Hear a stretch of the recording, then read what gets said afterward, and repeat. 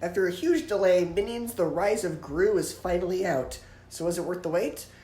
Well, I guess the answer to that question depends on how big of a Despicable Me and Minions fan you are.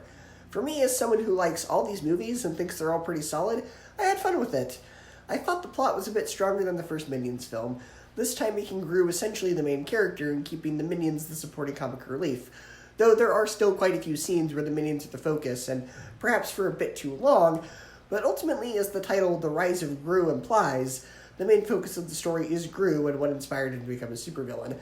The film is delightfully wacky, providing all the Three Stooges style and cartoon gags you come to expect from these films.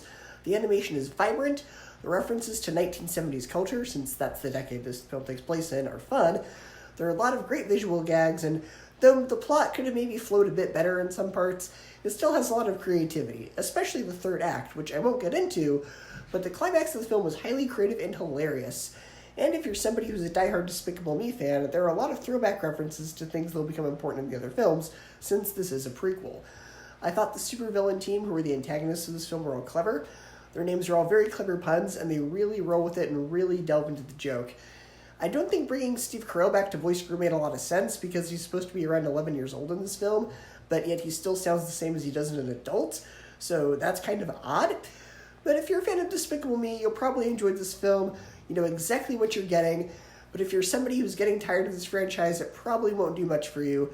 But as for me, I thought it was hilarious, creative, and entertaining, though a bit familiar. Minions The Rise of Gru for me gets a B, an 8.5 out of 10, and a 4 out of 5 stars.